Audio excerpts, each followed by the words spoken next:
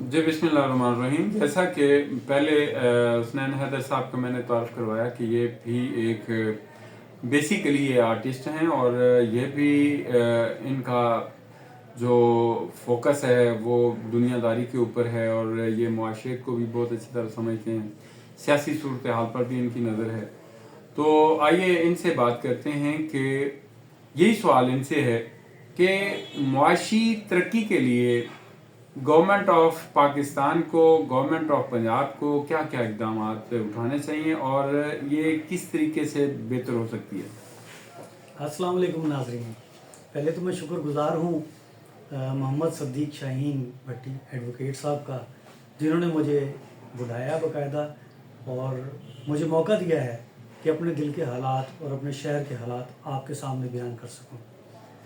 تو سب سے پہلے جو وجہ جا رہی ہے اس وقت، چونکہ سال نیا چڑھ چکا ہے 2025 سال، اور 25 سال کا نوجوان جو ہے وہ اب تک بے روزگار ہے، اس کی روزی نہیں کھولی گئی. میں تو یہ کہوں گا کیونکہ ہمارے بچے بھی ماشاءاللہ بڑے ہو کے اس رینک پہ آ چکے ہیں، لیکن سرکاری جاب ہے ہی نہیں. اور اگر سرکاری جاب اناؤنس ہوتی بھی ہے تو وہ بھی اپنے بندے جو ہیں وہ بندر بانٹ کی طرح رکھ لیے جاتے ہیں. اور اسی طرح سے آج جو بے روزگاری ہمارے ملک کی سب سے بڑی لعنت بنی ہوئی ہے نا، وہ نوجوان جو ہیں ہمارے، ہم انہیں یہ کہیں گے کہ جو کرائم اس وقت اسٹریٹ کرائم ہو رہی ہے نا، اس میں ایک جگہ میری بات ہو رہی تھی تو ماشاءاللہ بڑے اچھے پولیس آفیسر ہیں میرے دوست تھے، ان سے یہی ڈسکشن ہو رہی تھی میری. تو میں نے ان سے یہی کہا کہ جی اس وقت جو 70% کرائم ہو رہا ہے نا، جو اسٹریٹ کرائم ہے، وہ غیرت مند لوگ کر رہے ہیں. کیونکہ ان کی غیرت یہ گوارا نہیں کرتی کہ وہ تعلیم حاصل کر چکے، پڑھ لکھ بھی گئے، سب کچھ ہے، لیکن جاب نہیں ہے. تو وہ نہ اپنی ماں سے کام کروانے کے لیے کہہ سکتے ہیں کہ جاؤ جا کے کام کر کے لاؤ ہمارے لیے کچھ، اور نہ اپنی بہن کو کہہ سکتے ہیں. لہٰذا وہ کرائم کی طرف مجبوراً بھی آئے ہیں. لہٰذا میری گزارش یہ ہے کہ اس کرائم کو ختم کرنے کے لیے سب سے پہلے روزگار ہے.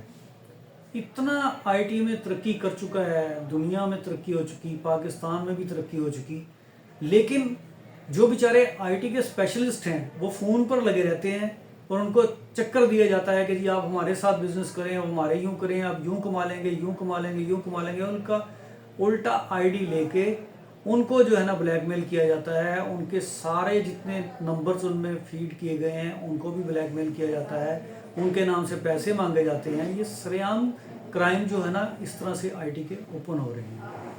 اور کرنٹ سچویشن موبائل کے آنے کے بعد سے دنیا میں نالج تو بڑھا ہے، لیکن اتنی ہی لیزی ہماری جو یہ قوم ہے جو جوان ہوئی ہے اب، ان کی 90% ایسا ہوتا ہے کہ اپنے والدین تک کو توجہ نہیں دیتے، ان کی بات بھی نہیں سنتے.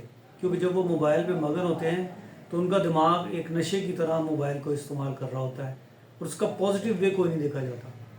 اور نہ دین کی طرف ان کا رجحان ہوتا ہے تقریباً، نہ بزنس کی طرف، نہ دنیا کی طرف کہ دنیا کیسے ترقی کر گئی، کن حالات سے ترقی کر گئی. آج بھی پاکستان میں اتنا ٹیلنٹ موجود ہے کہ جو کریم یہاں سے پاکستان چھوڑ کر جا چکی ہے اس میں سے ابھی کچھ کریم ایسی باقی ہے جو پورے ملک کو آج بھی اسٹیبلش کر سکتی ہے، لیکن ان کو موقع نہیں دیا جاتا. اب جو حالات جا رہے ہیں ملکی حالات میں، اس میں ہم فنکار لوگ بھی شامل ہیں. ہم نے جب اب اس فیلڈ کو جوائن کیا تھا تو اس وقت کہا جاتا تھا جی پڑھا لکھا جو بندہ ہے نا وہ بڑا کامیاب ایکٹر ہوتا ہے، ٹھیک ہے. لیکن ہم جب فیلڈ میں گئے تو وہ جو جن کو جاہل کہا گیا وہ ہم سے بڑے فنکار تھے. وہ اس لیے پریکٹیکلی وہ اس کام کو سیکھتے سیکھتے اس عروج پہ پہنچ چکے تھے کہ بڑے سے بڑا اداکار ان کا مقابلہ نہیں کر سکتا تھا. تو آج بھی میں یہی کہوں گا کہ اگر ایجوکیشن کو آپ کہتے ہیں تو آج سب سے زیادہ ایجوکیشن پاکستان میں فیمیل میں ہے، لیکن وہ بیچاری پڑھ لکھ کے بھی نوکری نہیں ملتی، ان کو کام نہیں ملتا، ان سے کام نہیں لیا جاتا. اور جو نوجوان لڑکے ہیں وہ تو بیچارے ایک تو تعداد میں کم ہیں، اوپر سے ان کے اوپر جو ذمہ داریاں پڑ گئی ہیں، جو بوجھ پڑنے شروع ہو گئے ہیں، والدین بوڑھے ہو گئے ہیں، ان کی وہ خدمت نہیں کر پا رہے، وہ کچھ خود نہیں کما پا رہے، تو وہ کسی کی مدد کیا کریں گے. جی بہت مہربانی. یہ تھے حیدر صاحب نے بیسیکلی یہ اس بات کو پوائنٹ آؤٹ کیا ہے کہ معاشی ترقی میں جو اگر رکاوٹیں حائل ہیں تو وہ ایک تو یہ ہے کہ تعلیم یافتہ طبقہ جو ہے وہ بے روزگار ہے.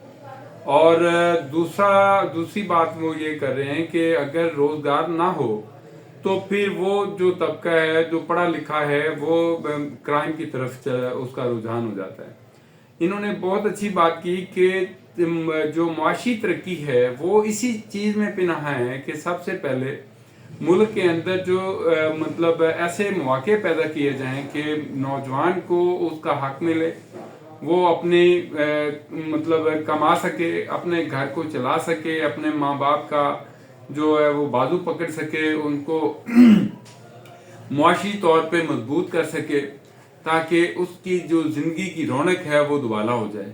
لیکن اگر انہیں وہ موقع گورنمنٹ نہیں دیتی, گورنمنٹ مطلب وہ فراہم نہیں کرتی وہ مواقع, تو وہ جو نوجوان نسل ہے وہ مائنس کی طرف چل پڑتی ہے. جب نیگیٹیوٹی کی طرف جائے گی تو لازمی بات ہے کہ وہ جرم کرے گی. جب جرم کرے گی تو اس کے حوالے سے انہوں نے کہا کہ جی اسٹریٹ کرائم ہے وہ بڑا مطلب اپنے عروج پہ پہنچ گیا. تو یہ بات درست ہے کہ جب ایک آدمی کو ایک MBA لڑکا پڑھا ہوا ہے یا مطلب اس نے BA کیا ہوا ہے یا FA کیا ہوا ہے, جو مطلب پڑھ لکھ سکتا ہے, اور گورنمنٹ کی مطلب یہ باقی ممالک میں ترقی یافتہ جتنے ممالک ہیں اس میں تو ذمہ داری ہوتی ہے کہ وہ ہر حال میں اس کا روزگار کا بندوبست کرتی ہے. اگر روزگار نہ ملے تو اس وقت تک اس کو مالی طور پہ اسے مطلب سپورٹ بھی کرتی ہے. لیکن پاکستان چونکہ ابھی ترقی پذیر ممالک میں ہے وہ ایسا تو نہیں کر سکتا, لیکن یہ تو کر سکتا ہے نا کہ کوئی ایسا میکنزم بنا لے جس سے نوجوان نسل جو ہے وہ انہیں موقع ملے اور وہ وہاں پہ جا کے اپنی محنت سے اپنی مطلب وہ اپنی تعلیم کو استعمال کر کے تو اچھا روزگار بھی کما لیں اور اس سے اس کا گھر جو ہے اچھے طریقے سے چل سکے. بیسیکلی بنیاد جو مطلب حسنین حیدر صاحب نے بتائی وہ یہی ہے کہ معاشی ترقی کے لیے علم کا ہونا بہت ضروری ہے, اور علم کے ساتھ ساتھ اس کا استعمال جو ہے وہ گورنمنٹ کی ذمہ داری ہے کہ وہ اس کو موقع فراہم کرے کہ وہاں پہ وہ اپنی تعلیم استعمال کر کے ایک تو ملک و قوم کی ترقی کے لیے سبب بنے, اور دوسرا اس کا اپنا روزگار بھی بحال ہو جائے اور اس کا گھر جو ہے وہ اچھے طریقے سے چل سکے. اس کے ساتھ ہی اگلے پروگرام کے لیے محمد صدیق شاہین کو دیجیے اجازت. اللہ حافظ.